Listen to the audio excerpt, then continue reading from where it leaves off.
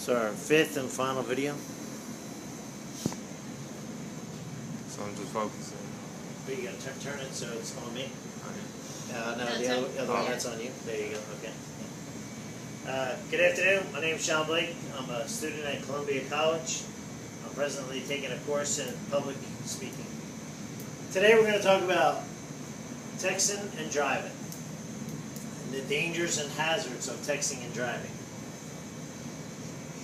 Texting and driving and cell phone use falls under distracted driving laws. Just about every state in the Union, 39 states in the Union, have laws against distracted driving.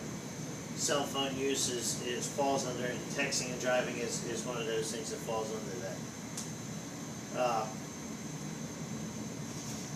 It's illegal to use a phone while you're driving, whether you're talking and holding it up to your ear, texting on it, looking on the internet, whatever the case may be. Just to give out a little bit of information, it's not really statistics, but it's a little bit of things like that. The higher number of people who are at risk for texting and driving are younger individuals. Between the ages of 17 and 21. And it's usually people who are new to getting their license, new to getting their driver's license. So, if you're going 55 miles an hour, which on most highways now is, some people consider that kind of slow. But let's just take, for example, 55 mile an hour in 100 yards is 5 seconds. It takes 5 seconds to travel 100 yards. That's 100 yards is a football field. Now, most people, when you look at a football field and you think of from running from one end zone to the next, running takes you 30 seconds. It takes 5 seconds at 55 miles an hour to drive that far. And that's all it takes to try and text one message. One word. That 5 seconds, you've traveled that football field at 55 miles an hour. Most of the time, like I said, we're going a lot faster than that. 65 or over. So you're traveling a lot further than that. And in that 5 seconds, that can change your life forever. Or change the life of, if you happen to have an impact and infect someone else.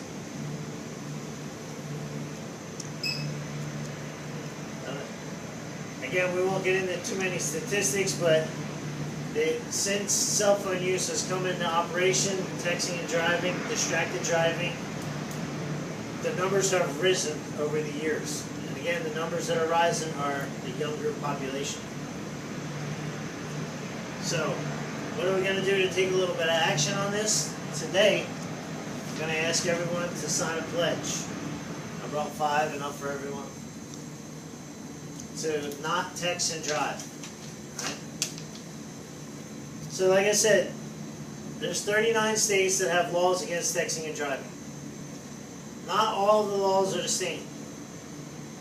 There's, believe it or not, a website, state laws on distracted driving.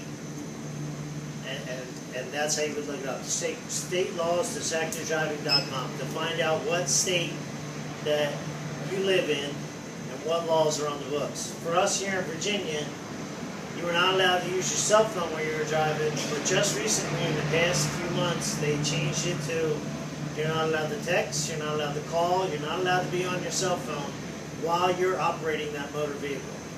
A passenger in the passenger seat, in the back seat, they're okay, they're allowed to.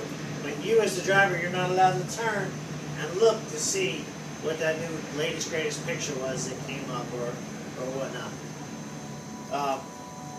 For most of the laws that are around in all those states, they're all for handheld devices.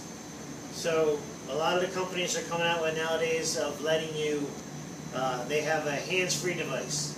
There's Bluetooth and items like that where you can put a microphone and hook it into your car stereo so you can hear the people talking and you can talk.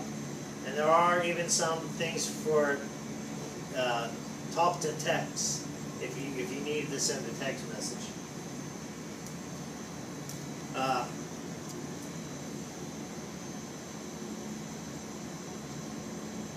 So all those laws that are on the books and that you're not allowed to do those things, Does that stop people?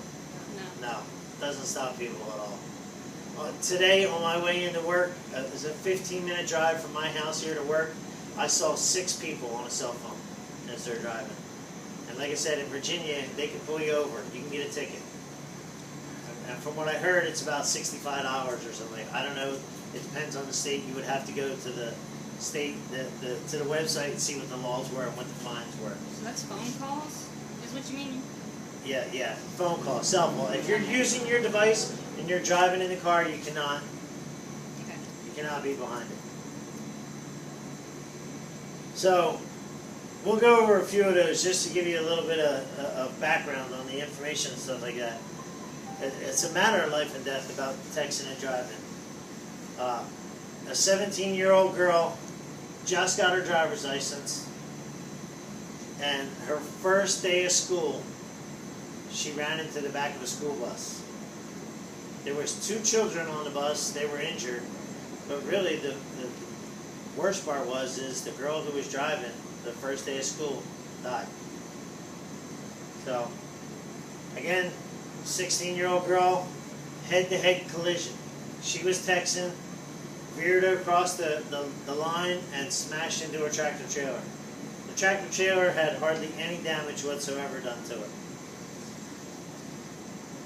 And then also, lawsuits have been filed against individuals who were driving while on their cell phone or while texting and hit pedestrians. And some of those incidents have been fatal. You can look through. There's a lot of them through state legislations, through commercials, through, you can pretty much go down to the courthouse and see things that are going on, and people who have been fined for those types of situations. All right, so that being said, in the law, and then asking you to sign the pledge, right? Not everybody follows the law, so we ask you to sign a pledge. You are keeping your word, your honor, that you're going to do this. You're going to continue to not text and drive.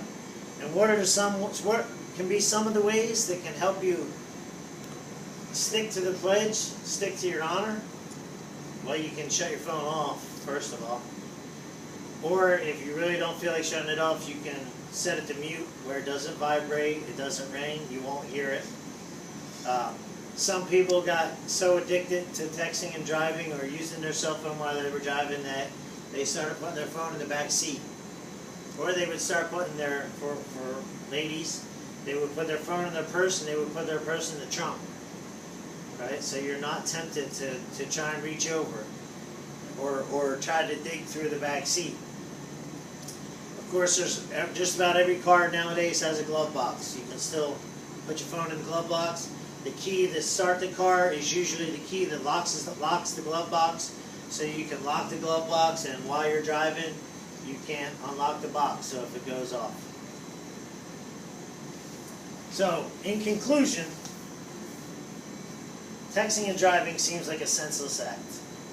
Holding the phone to your ear, stopping, not paying attention to where you're going, not paying attention to what's going on while you're trying to drive is just not really that.